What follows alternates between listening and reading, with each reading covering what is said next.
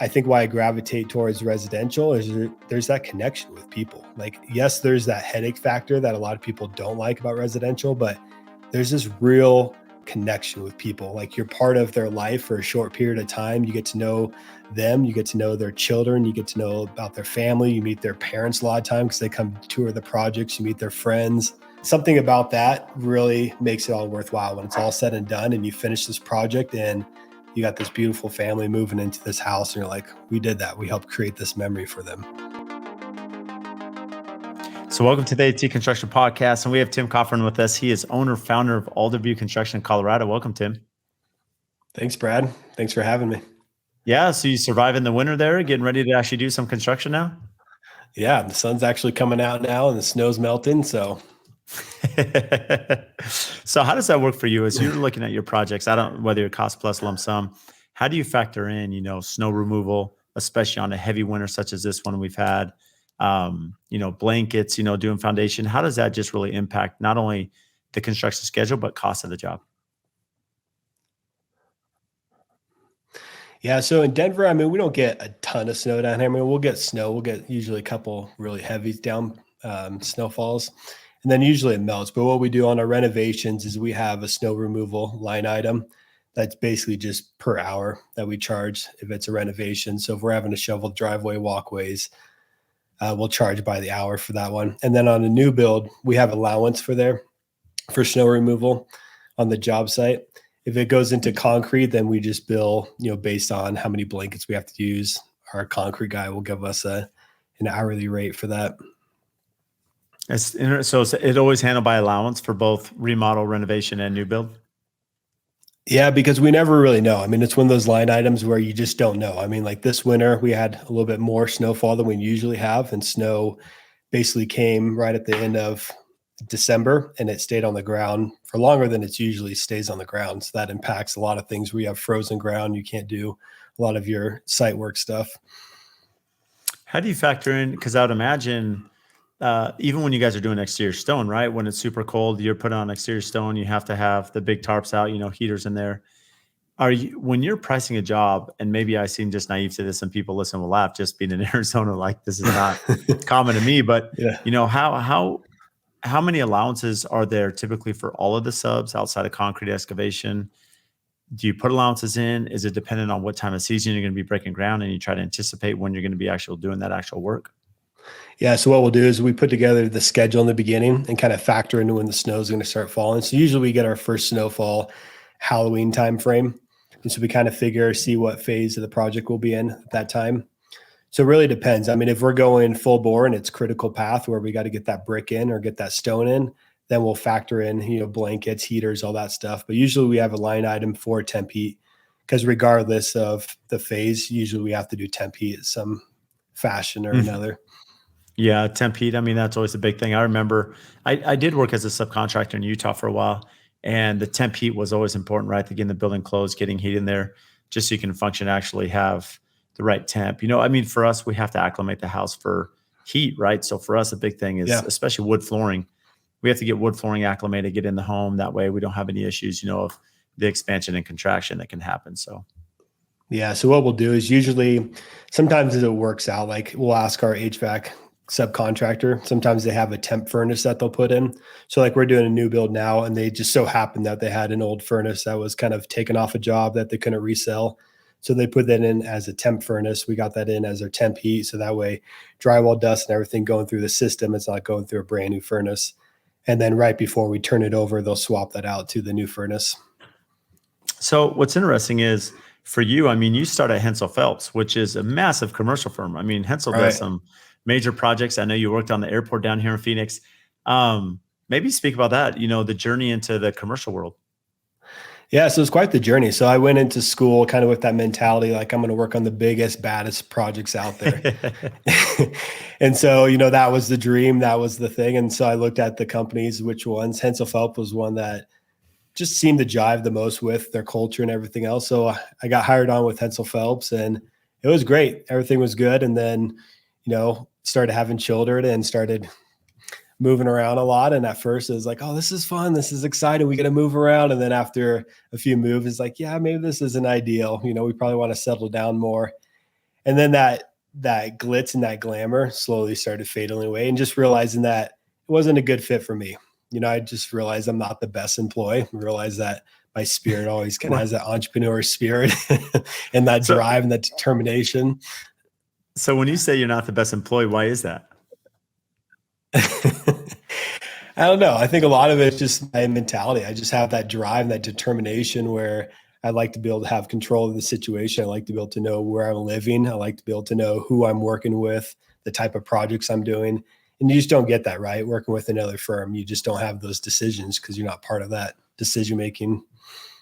So maybe I think this is a really important topic because, with just my experience, right, in general, like there is a lot of stability in the commercial world. I mean, because they're working. Yeah. I mean, you're doing industrial stuff, you're doing heavy commercial, you're doing government stuff. I mean, a lot of these big companies, I mean, even in the recession, a lot of my peers who are in commercial are pretty busy. It's not ebbs and flow of housing can be a little bit different in residential. So there's that security. However, there is price to that, right? As you mentioned, I know that one of the reasons I actually looked at Hensel Phelps, which is kind of funny, out of college, and I had an offer from Hensel Phelps.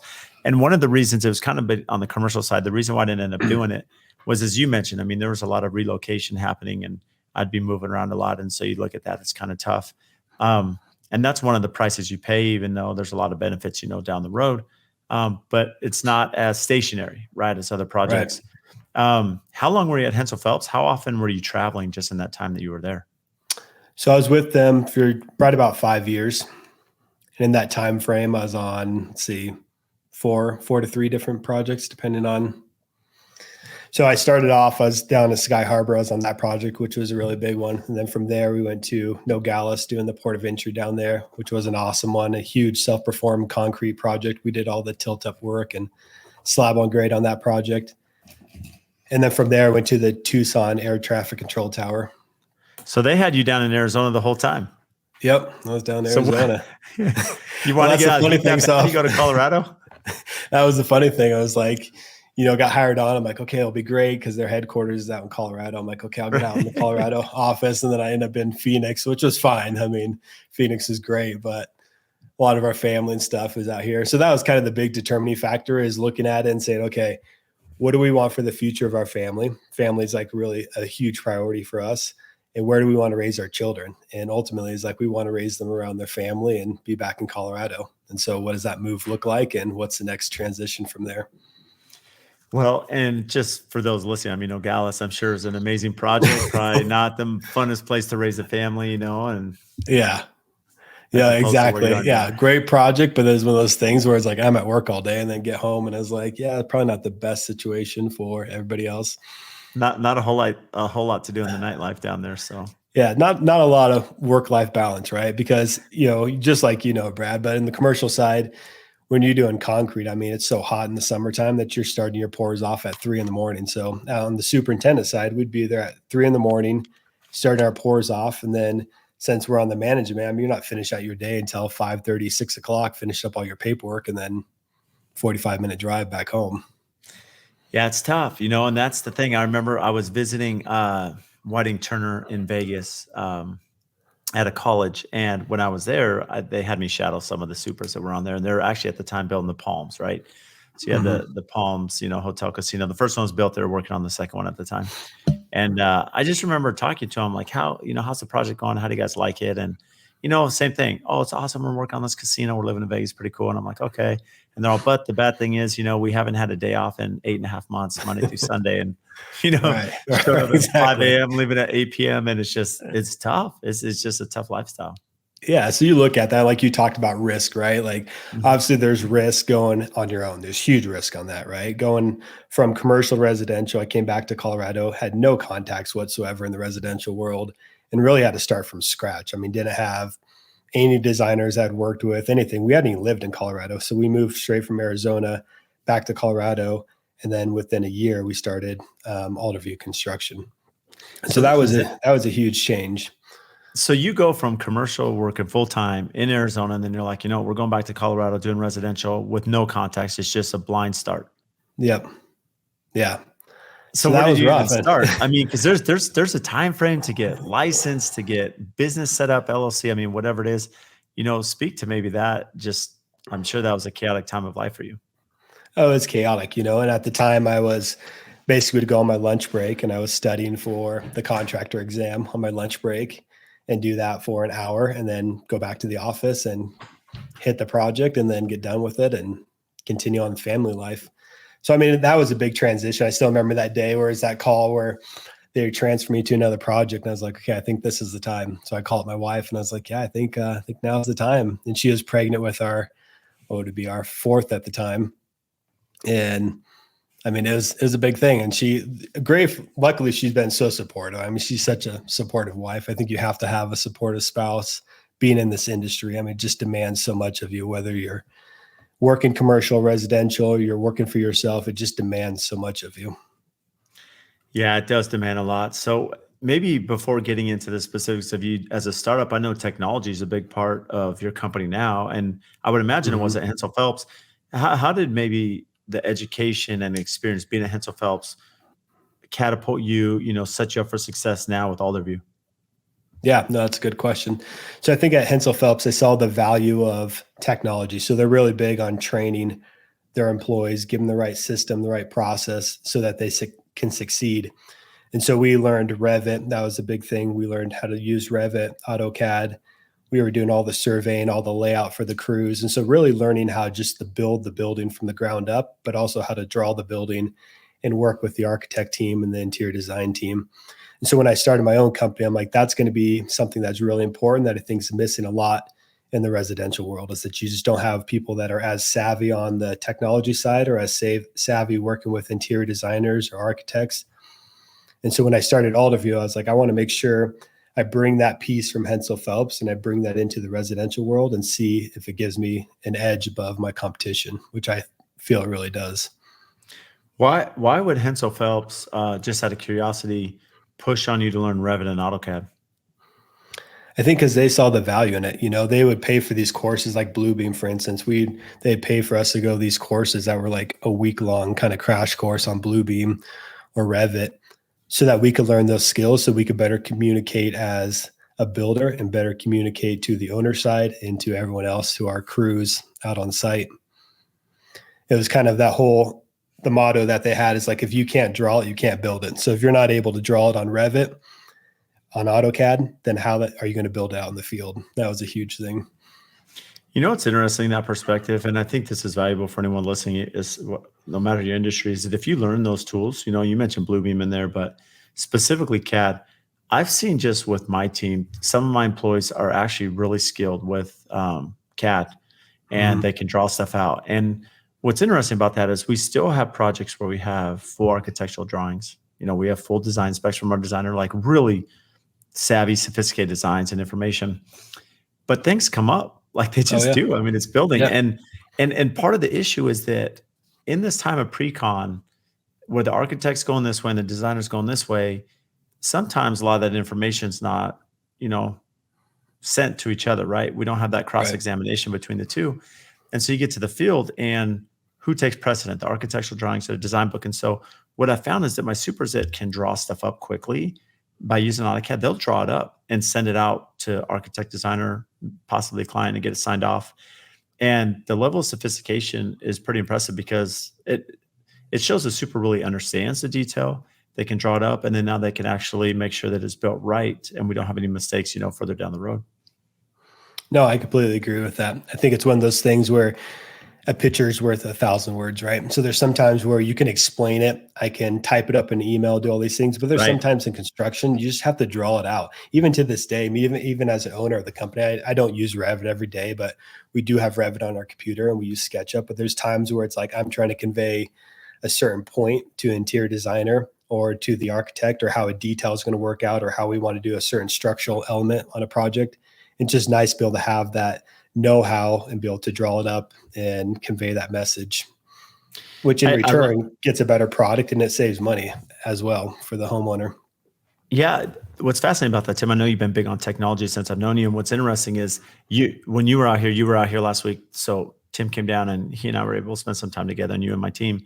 And Saturday you went by one of our projects, the project Blow Your Mind, right? And what's interesting about that project, the client had 2 lots and there were 2 existing homes, and we demoed them and did a lot combination. But I remember I'd hired Spencer at the time, my Spencer, and of course he's super sophisticated with Bluebeam. I mean, he's the one who's trained our entire company and everyone on how to use Bluebeam, and now it's like Yeah. a core element of the company.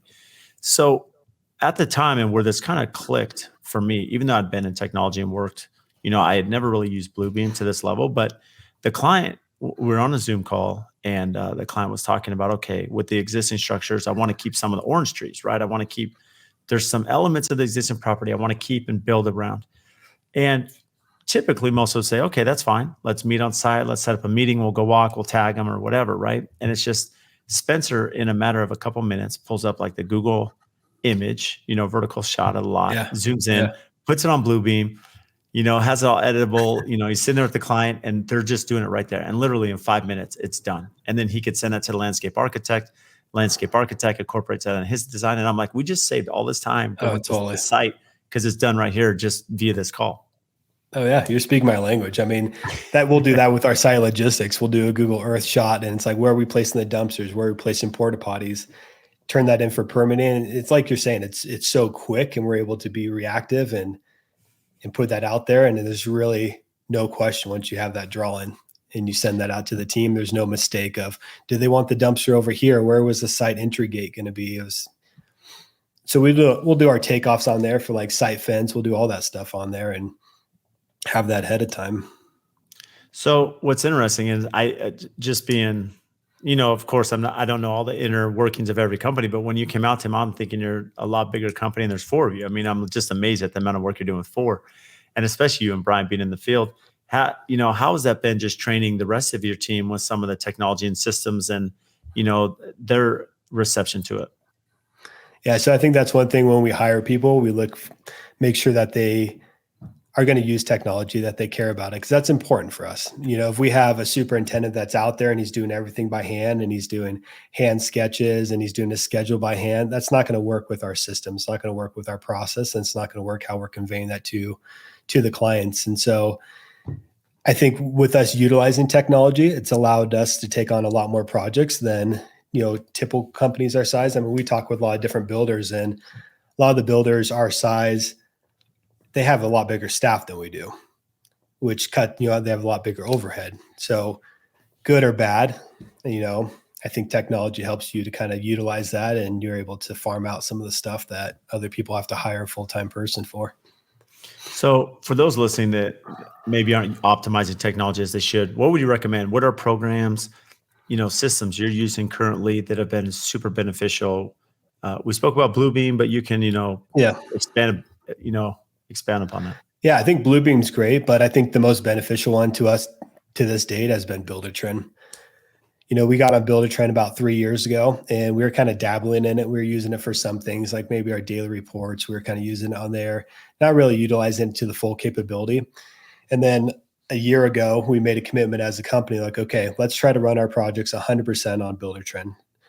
And that's changed a lot. Like even getting our homeowners on Buildertrend, keeping things organized, getting the schedule on there, that's helped a lot. It's helped to set that precedence for our clients. A lot of our clients say they have multiple homes. So the home we're doing, maybe they have a home up in the mountains as well. And we're doing a home down in Denver for them.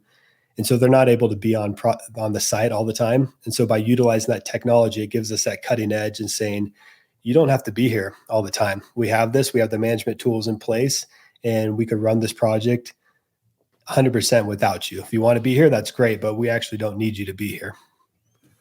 That's incredible. Let me ask you this, maybe the scheduling aspect, because we use Buildertrend for our scheduling. And as you're speaking, it prompted me on something, especially with your background at Hensel Phelps.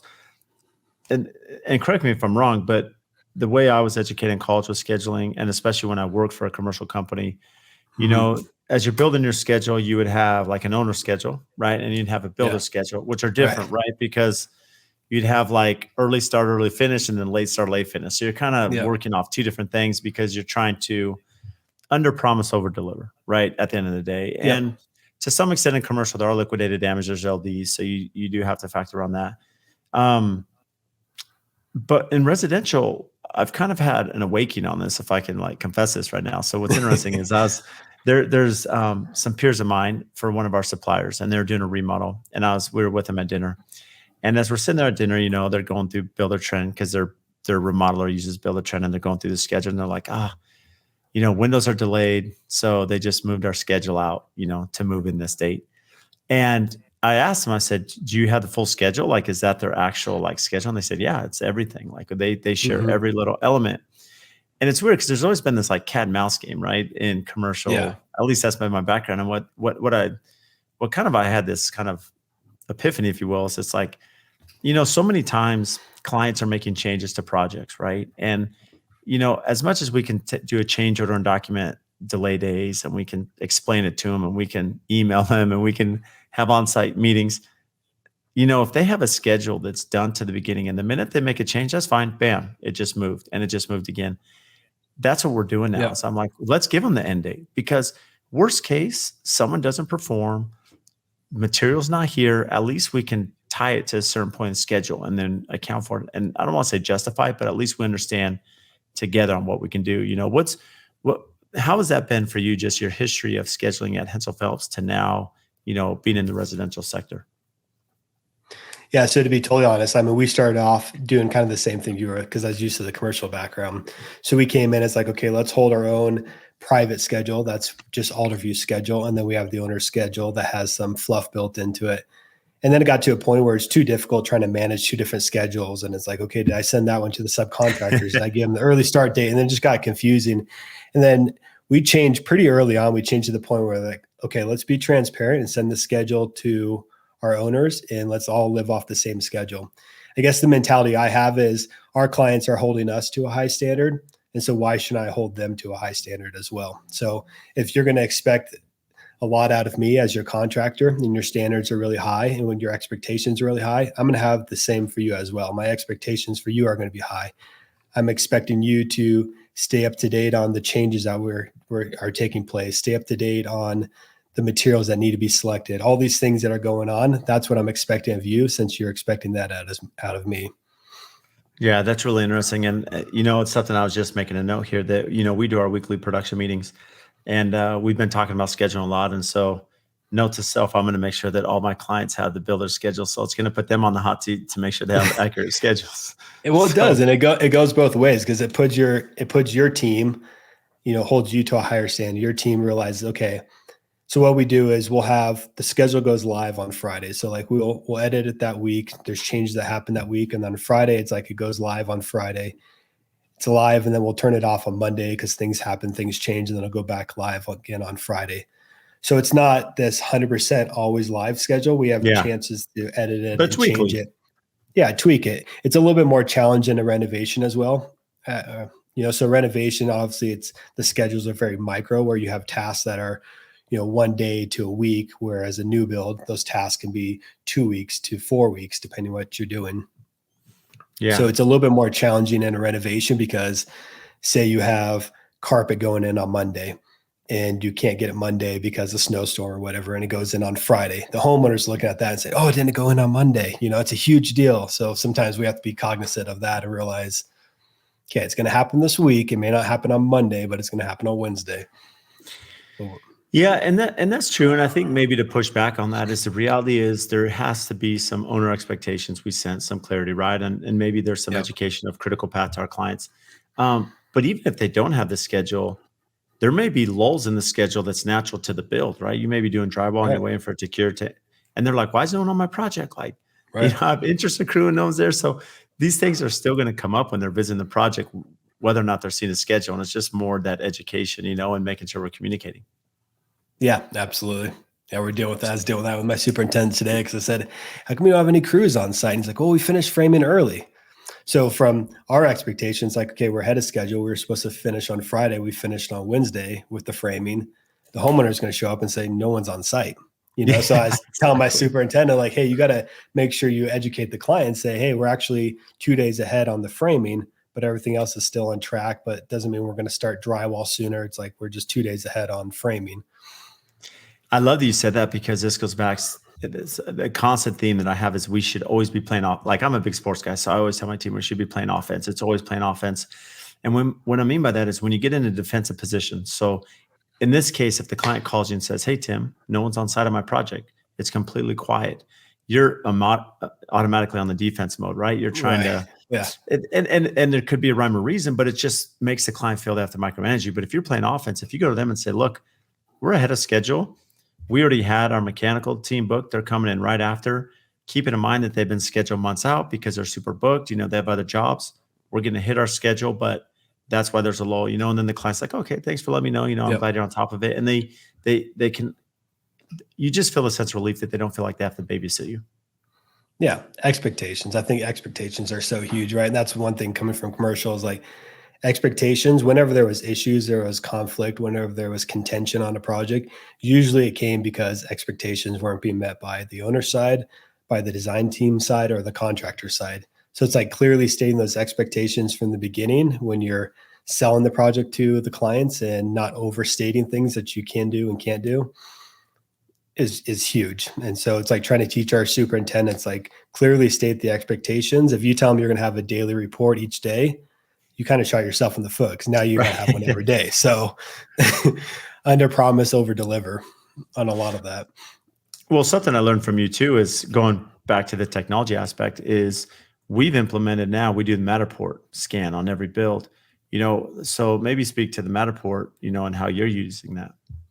Yeah. So that's been a game changer with technology. So on our renovation side, what we'll do is, before we start construction, so once they've moved everything out of the house is empty, we'll go through and we'll do a Matterport scan of the whole project. And the reason for that is, a lot of times in a renovation, things happen, right? They come up, they're a ding on the wall, or a door all of a sudden got dented. And you're kind of saying like, okay, was that the construction team? Was that already there? And you're kind of stuck between. And most of the time, as the contractor, we just kind of pick it up, right? We're like, okay, I can't really prove it wasn't us. We'll pick it up. So the Matterport all just keeps everyone honest. So we're able to go through, scan the whole property. If there's an issue later on where a door is dented, we could look back on our own side and be like, no, it was dented before, and then have that conversation with the owner and say, and we're upfront with them. We tell them ahead of time, say, we scan the whole project ahead of time. So that's the first thing we do is on a remodel. And then on a remodel new build, before we drywall and before we insulate, we go ahead and scan the whole project as well. And so that helps us a lot with wires that we bury in the wall for like critical location, wall sconces, or things like that. We'll bury the wires in the wall. Or cabinet guys, if they're trying to figure out what's behind the wall, if there's a pipe or electrical behind it, if they keep hitting notch plates, they can look at the scan and figure out what's behind the wall before they get a drill bit out or something and drill through something they're not supposed to. So that's been really critical. And we just bought our own Matterports. We did this last year because we figured we're going to use this on every single project. It's well worth its money. We have some projects where, like we were saying, where the clients, we're doing a condo up in Vail. And so Vail is 2 hours away from Denver. So we scan the whole project, and then back in Denver, we're able to review the project ahead of time before we start construction, walk through it visually with them, and help convey that to our subcontractors as well.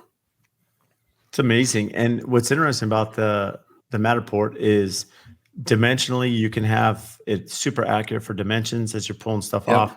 To your point, I know that Spencer, we had a project, and we don't do a whole lot of renovations. This one is a client of ours, and we're doing a renovation for them. So same thing, we actually were able to go through at the Matterport, because one thing that's really tough is the house that we're remodeling, they didn't have the original blueprints or plans, and the architect that was hired, like, he didn't really do a good job actually field measuring and making sure things are right. So his plan, nothing matched on his plan set. So the Matterport, we were able to kind of rectify all that and make sure that we had everything right internally. So just a ton of value, not just from a precautionary standpoint, but also from just convenience and accurate bidding and install aspect. Oh yeah. The cool thing is with the Matterport, so we could scan the whole project, which usually, like a house that's 6,000 square foot, we could scan the whole house in about an hour. And we have our superintendents do the scan. So it's very easy to train on. Our superintendents do it. They get to know the job a little bit better because they're scanning it. But then after we do the scan, we can order a 2D set of plans. And usually we have that within 24 hours. We have those 2D set of plans that we're able to mark up, because those come a lot faster, right? Than the design team can even produce their CAD files. So we have those 2D plans. We're able to start sketching things, doing takeoffs, helping with our budgeting. It's huge. We're able to get a budget out that's more accurate ahead of the design team. And so we did that on this renovation. Yeah. And real quick, there's no way, like, if you have an architect or draftsman trying to go through and field measure. They're not going to have that done in 2 with days. lasers, and they're pointing everything, and I forgot the measurement of this wall, and they got to go back because they forgot a measurement, and we're able to pull up the file. And granted, it's probably not, you don't want to build off of, they say it's accurate within an eighth of an inch, but and the fact you could just order it and within less than 24 hours, I could have a set of 2D plans that I could then import into Bluebeam, or I could import it into Revit and have accurate measurements. So an example of that is we're actually purchasing a property. We're in the process of closing on a property for our new office. This property, we went in, we Matterport scanned the whole thing, and then we're able to put preliminary budgets together for the loan and everything else, and put together a scenario, put together pricing for that, and submit that as part of the loan. Within 24 hours, we had all that before even getting an architect involved. So that type of stuff just speeds up the process, and it just makes you more savvy on that business side. It's incredible. How, with Buildertrend, so being that you have Matterport, you're using, again, you mentioned that you had the skill set of Revit and CAD, and of course, Bluebeam. How are you using Buildertrend? So Buildertrend, I think for that, so we're not giving our subcontractors access to that. We just found it's just too complicated trying to manage that, too complicated trying to train that. Most of the time, if we can just get our subcontractors to send an email to us or to send an invoice that's properly formatted, I mean, that's a big win for us. And get them to read the plans is a big thing.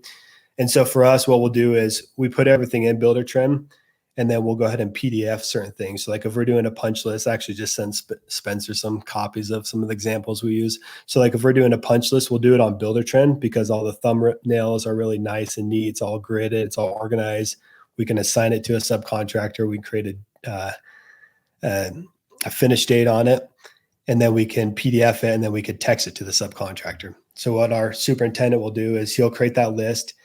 He'll create it as a PDF. He'll send a text message to them and text it to them. They can pull it up on their phone, zoom in on it. It's all formatted properly. And then if they want to print it off, if they're old school, they want to print it off and handwrite on a checklist, they just hand it back to the superintendent at the end of the day, or he takes a picture of it, and then our superintendent will update that on Buildertrend. That's amazing. And now, how have you built the network? Because going back to, just this raw start where you decide I'm going back to Colorado and I'm starting my own company. Yeah. Where did you start? I mean, just ground one, trying to get clients, trying to meet architects, get designers. I mean, you're starting from scratch. Yeah, so I wouldn't recommend that. I don't think that's the best approach. I mean, ideally, it would have been nice. Sometimes I'm kind of envious. I'm like, oh, it's nice. Sometimes I meet these different builders, and it's like, oh, I worked for this other large custom home builder. And then eventually I learned all the skills and took some of their documents and systems, and I went out on my own and did my own thing. Or my dad, started the business, and I grew up in the business. So I didn't have that. I didn't have anyone in my family that's in construction. I'm the only person in any sort of construction. And so not having that background, not having anyone to lean on is really that baptism by fire, just getting thrown into it. So I think for me, the biggest thing I learned from the very beginning, any successful project or any beautiful project, there was always a successful design team behind it. So we as a contractor, right, we could build anything, but it's like your project's only as beautiful as the design behind it. And so I learned that in commercial. It's like, okay, all these cool, very, awesome, sexy projects is because the design was beautiful. As a contractor, we just carried out the design. We didn't actually do any of the beautiful work. We just put the work in place. And so when I started my company, I was like, okay, so I need to figure out who are the key players in the residential world. So I realized early on that the first people in on a renovation, like a large scale custom renovation, was interior designer. They were always the first people in, way before a contractor was ever selected, was an interior designer. And then on the build side, I found that it was the architect was usually the first one in a lot of times before the builder was selected. And so what I did is I just built, kind of nerded out and just built a spreadsheet and said, okay, who are all the top interior designer firms of this size, of this volume in the Denver market? Who are all the top architects in the Denver market? And then just started cold calling, using LinkedIn, using Instagram, trying to connect with these people, trying to set up, lunches with them, meet and greets with them. And those just flourished into different relationships.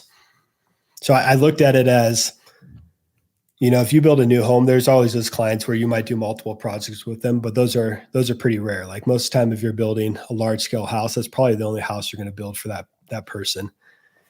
But an interior designer, I looked at it like those are truly my clients. The interior designers and the architects, those are the people I'm working with, because interior design, I'll do multiple projects with an interior designer or a real estate agent. Now, what's interesting is hearing this background of spreadsheet and cold calls. How effective was that? Because that's a lot of work to do that. And how receptive were the design firms as you'd reach out? Right. Yeah. No, good question. So I think there's obviously, you got to preface that. If you're just calling somebody, because we all have those LinkedIn accounts, I get those messages every day where it's like, hey, we got this sweet IT service, or we Yeah. created this website for you, and those, I'm an all those estimator. different, I'm yeah, your estimator, estimator. get those all the time, or you got CAD drawings and stuff. So I think first you got to establish that relationship. So I think it's got to be genuine. And so that's my biggest thing is like, it's got to be genuine. So from the very beginning, it's like I'd connect with them, kind of let that connection sit for a little bit, dormant, maybe comment on a couple of their things, like a couple of their things, get in front of their face that way, and then reach out to them. But I didn't reach out to them kind of soliciting a job, is more reaching out to them saying, hey, I'd love to learn more about your firm. I like the work you guys do. I'd like to learn more about your system, more about your process. And that was very receptive when I do that. Yeah, it's tough. I think that's one of the hardest things, especially being in a new market, is to start building those relationships because they're like everybody. I'm sure they were busy and they're like, who's Absolutely. this guy calling me? Who's Tim? And what's your Yeah, experience? What's your totally. resume? Right. Yep. So, especially being young, even though you're building some support through social media and you're contacting them and building a relationship, did any of them have reservations saying, well, Tim, what have you built? You're a new company. If I'm going to refer you for one of my clients, did you ever have any resistance as far as that aspect went? So I thought in the beginning, I thought that was going to be a big hindrance. But then I started realizing that it was actually to my advantage. So as I brought and I presented myself professionally, I talked about our system. So I'd always bring our forms to these meetings. I'd say, okay, here's our schedule, like a template of how we do our schedule. Here's a template of how we order materials, things like that. Right there, that kind of established that connection. And I'd always see with these people, they'd be like, wow, my contractor doesn't do that. My contractor has no idea where he's at in the project or when it's going to finish or where it's at in the budget wise. So if we were able to present those systems to them, it kind of, you're able to bypass some of those other things, not having those qualifiers from the beginning. Well, I think the taking point from this is it's really easy to look back and say, well, Tim was lucky or I mean, whatever. But no, the reality Right. is like, not only is there dedication, there's going to be, building that relationship of trust. There's going to be the constant diligence to follow up and go meet them and make time from your side, but the preparation, right? And I think that's the one step most people don't realize is just what separates you, Tim, from a builder, right? And if you are prepared, if you have systems in place and you can present that and educate that, there is a wow factor for these design teams to see a Mm-hmm. contractor just utilizing technology, trying to be better tomorrow than they are today. And I would imagine just gives them comfort to say, if I'm referring Tim, I know this is someone who's really cares about the craft and wants to do better. No, absolutely. I think it's important in anything in life. Like I'm huge on relationships and building different connections. I could look at all the great things that have happened to me in my life, and it's all been built upon different relationships, different connections, a little tidbit here, and that grew into this relationship and spawned into meeting that person and so forth. And so I think it's got to be genuine from the beginning when you're talking with these people. And I think the important thing for me when I was meeting with these companies is like, I need to sincerely learn about your company. I need to learn what is the process of an interior designer. How do they take it from the pretty pictures on Pinterest that they're sending, the client sending them? How do they take that and put it into a detailed schedule of material selections, all that, put a budget together and actually put a project that's buildable? And so as I learned their process and got to know their process, I'm like, okay, so you do that, you do selections. Okay, you need to have this for selections. You need to have that. It helped me as a builder to basically speak their language more, right? And same with an architect. If I know how to put the drawings together, not to their detail and sophistication, but I understand the process, the workflow, and what goes into it, I'm able to understand them a little bit more, right? So it's not all about me, me, me, me. It's more like, how do you work? And same with our clients, right? It's like, what are your needs? What are your wants? And how, as a builder, can we help to fill that void? So, what does that look like now for you? I mean, that relationship with your pre-construction team, we'll call it your designer architect, how's that evolved and, comfort level now? Yeah, I think it's got a lot more sophisticated as the years went on. I think in the beginning is a lot of, I mean, it is rough in the beginning, to be totally honest with you. There's a lot of rough and there's a lot of, oh, you guys do this. And I was like, oh, of course we do that. And then you're back at the office like, crap, I better type up this and figure out how this works, and Google this. But I think it's gotten more sophisticated over the time where it's like, we're able to sit down in these client expectation meetings and we're able to say, okay, as a builder, here's the deliverables that we need in order to be successful, and speak confident to those. And then as an interior designer, okay, what are your deliverables? And as a builder, how can we help you to fulfill the roles that you need to fulfill? Now, with you having a commercial background, especially the understanding you have of residential, I would imagine that not every client is, pro on hiring a designer. How do you bridge that conversation? Yeah.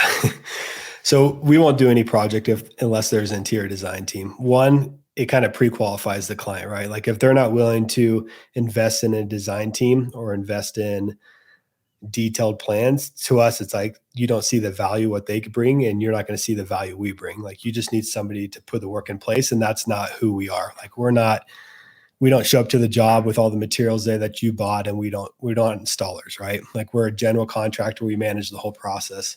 And so it's educating clients, because a lot of clients don't realize that. A lot of clients, we get it where it's like the husband will say, well, my wife's pretty much a designer, she dabbles in interior design, and she does stuff. And it's like, okay, yeah, she has a nice Pinterest board, but it doesn't mean she actually is an interior designer. Like there's an art and a craft to interior designer, and it's a very respectable trade. And so, yeah, to answer your question, I think it's educating the clients and saying, okay, well, we need to be successful as a builder. In order to keep your project under budget, we actually need to bring a design team. And we could recommend a design team, but it has to be a design team that works with our system and our process. And so we'll help interview the design team with them and make sure it's a good fit for us. If it's someone we're recommending, or if it's someone they're recommending, make sure it's a good fit for the project as well. It's funny you say that, because I liked how you preface that. And, essentially you're saying, if they don't want a designer, they're not really a qualified client, right? That's how we're going to vet them from us, because if they don't recognize the value, and having done this long enough, and I can speak to this for me, is that there's some draftsmen that can design a pretty house, but their plans are terrible. And it's like, Right. it creates such an issue for me. Yeah. They're not buildable. And in essence, what that means is delays and issues and frustration and cost to the client. Whereas the client can invest a little bit more, in the design phase. And again, it's a value proposition. Yeah, there's some cost, but the value back in details and sections that you're just not getting, from a draftsman. And you get burned so many times that I think it becomes easier, especially later in your career. Because I'm sure day one, Tim, just like me, I mean, it's hard to go push on that. But now, as you become a little bit more seasoned and you've been through this, some life experience behind you, it's real easy to push back and say, look, guys, I've been through this. Here's all the failures I've had. Do this. Yep. There's an investment up front, but the value on the back end is huge, and it'll just pay itself forward. Yeah. And I think that's the pushback. When I talk to different builders and different people starting their businesses that call me and ask for advice, they say, well, we can't fit that in the budget. And I'm like, well, you really can't you can't afford not to put that in the budget. Right. I mean, it's all going to come back on you, because you're the one delivering it. And if you can't deliver that tile detail exactly the way they have it in their head, you're going to be the one tearing it out, fixing it. And so it goes back to that thing where it's like, it's part of this team effort. I tell interior designers, architects this all the time. It's like, there can't be any ego on this project. Like, yes, I'm the builder and I help to orchestrate a lot of things, but it's not my house. It's not your house, and it's not the architect's house. It's the person signing the check. It's their house. And ultimately it's their project. And so if we can't work together as a cohesive team with no egos involved, working for the best interests of the client, then we shouldn't be working together. Yeah, I totally agree. Let me ask you this, because you mentioned early on in the conversation, you said that, especially moving to Colorado, you don't recommend it, not having, any contacts. And it's not like, you work for another builder. Why construction? Why did you pick construction, being that, it's not really, I don't want to say family heritage, but you don't really have any close people in the industry? Yeah. I think it fits together with my personality. I mean, ever since I was young, it's always come natural to me to be able to visualize certain things, to construct them in my head, to deconstruct them in my head, and then to put them into place. And I think the thing I like most about construction is taking all these raw materials and people and all these different elements and features and orchestrating this in this great symphony and building something that's beautiful end of the day, that you could walk through, you could touch the finishes, you could sit on the couches, and it's a space that the family will be able to live in and have these memories. And I think that was a big thing for me in commercial. So like in commercial, I enjoyed it. It was great. I learned a ton. I wouldn't change anything about it. but there was always this disconnect with the end user, right? So it's like we had spent all this time, all this blood, sweat, and tears putting this project together. And then the client moves in and they don't care about it. I mean, it's just a place of work for them. They don't really care. They're taping things on the wall, pictures of their family on this beautiful level 5 finishes that you punch 5 different times to get it just right and smooth coat. And they're taping things on duct tape. And you're like, no, what are you doing? Don't put that on there.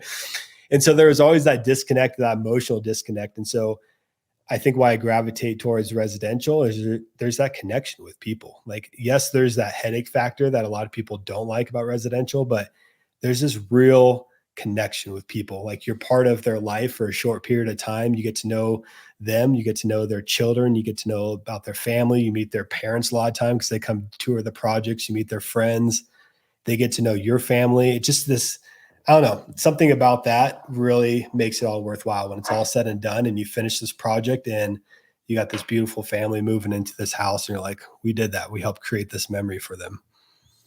Yeah. And despite like the headaches that come with construction, it's funny as you look back and you seem to forget like the pain points sometimes. And you look at, Right. the project you built and the client moved in, then there definitely is, a lot of satisfaction at the end of the day, just having worked through it. Yeah, no, absolutely. We try to involve like the family as much as possible. I mean, granted, we have some clients that's like kind of just tell us when you need to get paid and if you need anything from us, and we'll show up at the very end of it.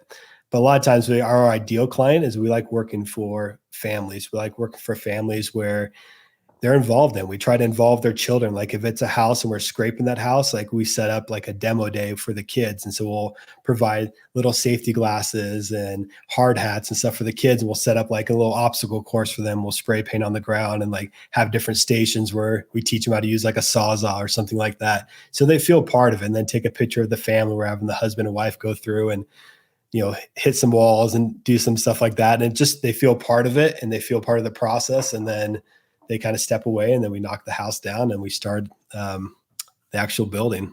But it's fun. I enjoy that part of it.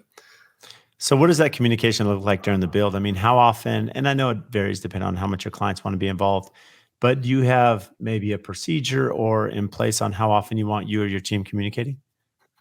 Yeah. So I guess on the client side, we have a weekly meeting with the client, whether that's in person or it's via Zoom or FaceTime. We try to have Every one week. meeting a week, every week. Yep. And that's huge. So in the beginning, we didn't do that. And then there's always these problems where we'd be hard working on the project, but it's like, hey, I haven't heard from Tim in a while. I haven't heard from his team. I wonder what they're doing. And then it kind of they start making up this narrative in their head that you forgot about them or whatnot. But I think having the weekly meeting, and they don't have to be long meetings, but it's a set meeting every single week. We established at the very beginning and say, okay, what day works for you? Okay, Wednesday at 10:30. Let's do that every single week where we meet Wednesday at 10:30.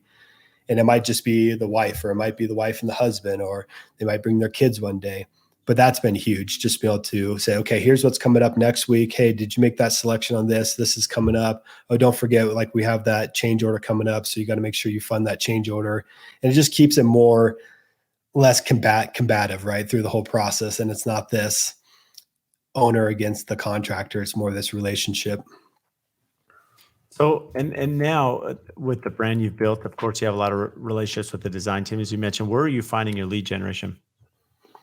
So the majority of our projects come from real estate agents, interior designers, architects, and social media.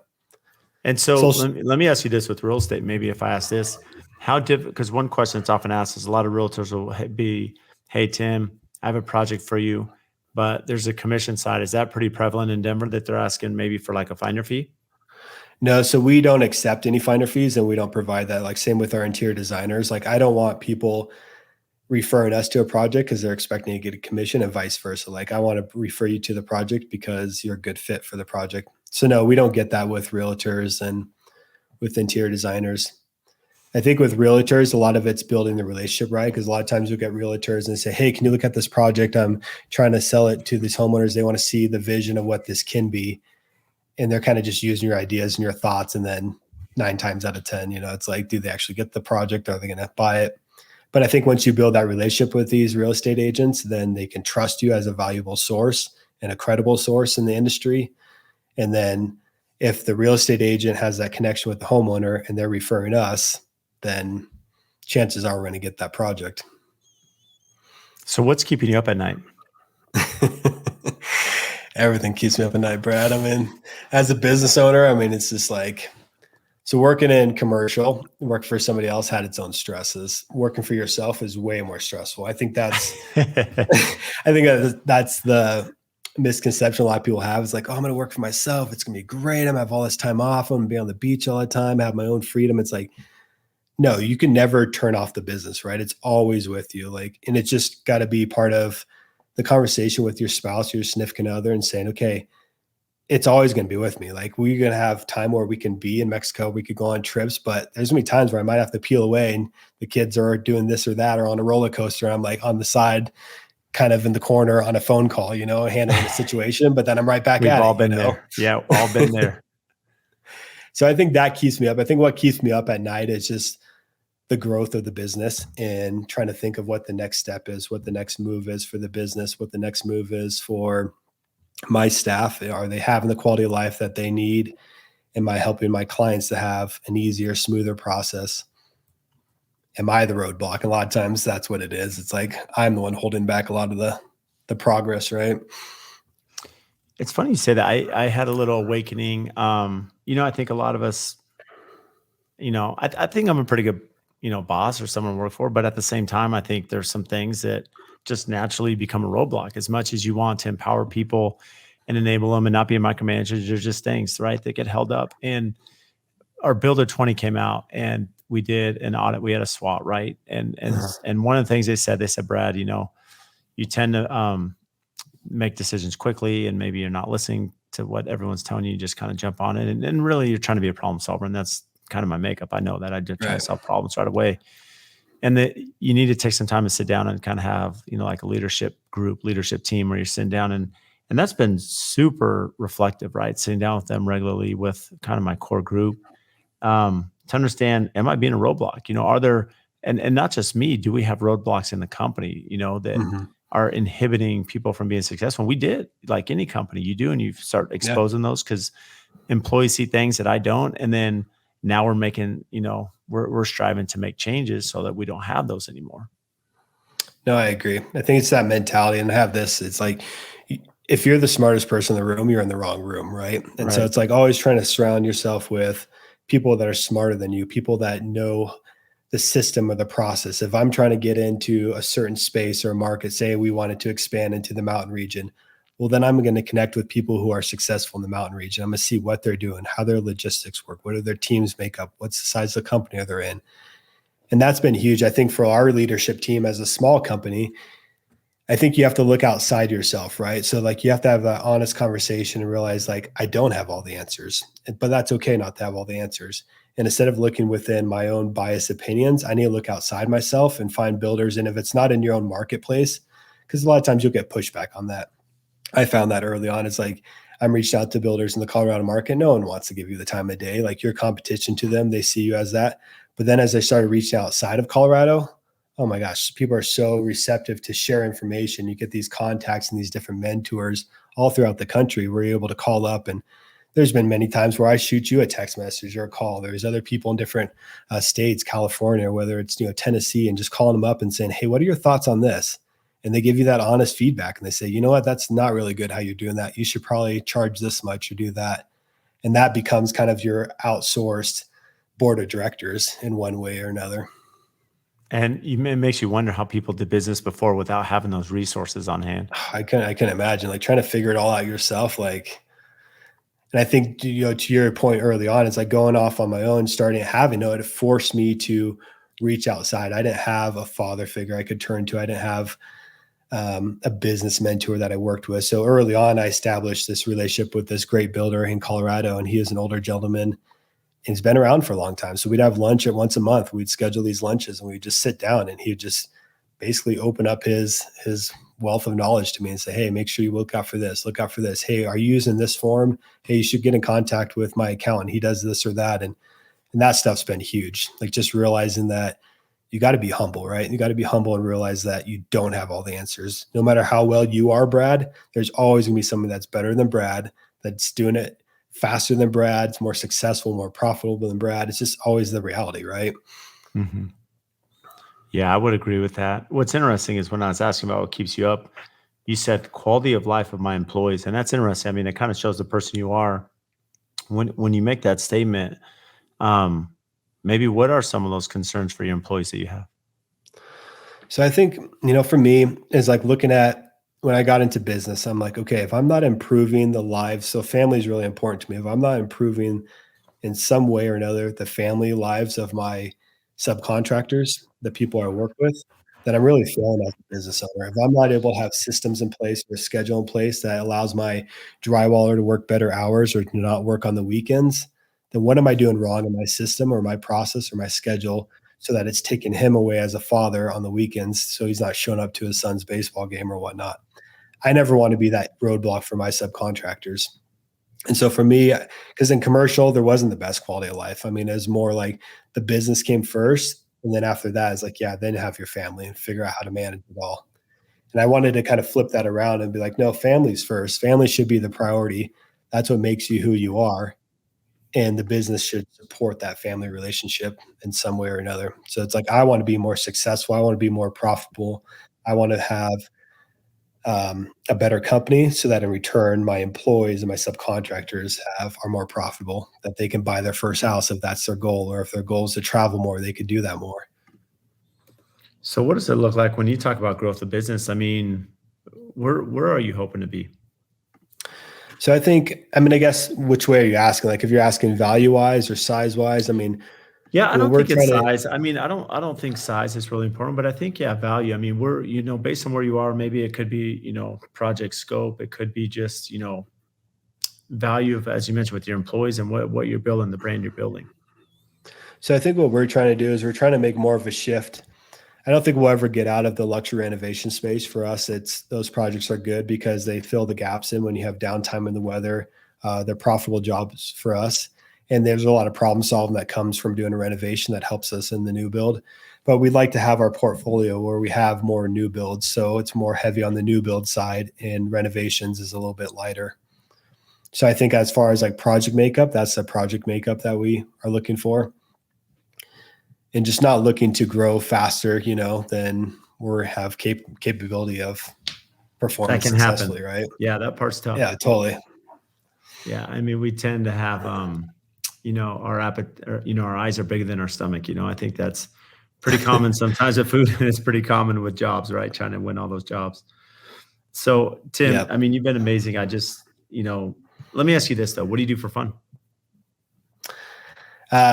So family is a big thing, like I talked about. So I think for me, the ideal situation is like if I'm able to travel, we love traveling. I love seeing the experiences, like my kids getting different experiences, pushing them to do something out of their comfort zone, helping them to grow. And so I love doing that. So whenever we have time off, usually we're traveling with the kids, with the family, doing something like that. That fills up a good chunk of the time. It's amazing to be able to travel. I mean, that's super fortunate. That's definitely, I would agree. That's something I love doing for fun too with my family. Um, and again, I know how busy you've been, so I appreciate making time with us today. So for those listening, where can they find you? The best place would be on Instagram at Alderview Construction. That's usually where we have the most updated information, kind of where we're going. We're pretty active on there, so messaging back and forth that's good for us. Well, Tim, you've been incredible. I appreciate the friendship. Thanks for coming to visit us in person. And I'm excited for a lot of our network to get to know you and what you're doing out there in Colorado. Yeah, it's been a pleasure, Brad. Appreciate you having me on. If you get value from the show, please support us by giving a 5-star rating and review on whatever platform you listen to. And I also have a favor to ask. We've had some incredible guests that come on and share their wisdom, their knowledge about their business. So if you have friends or family members that could benefit from those episodes, please share it with them, as well as any other business owners that you're networking with that could get value from the podcast or certain episodes. Please share those as well. Again, subscribe, make sure you're following. Any questions that you have, topics. We've had listeners reach out about certain guests that we should have on the show. Again, brad.l@aftconstruction.com. Email me for topics to address, guests that we should have on, and even if you think you'd be a great guest for the show. So again, thank you for all your support, and we'll see you next time.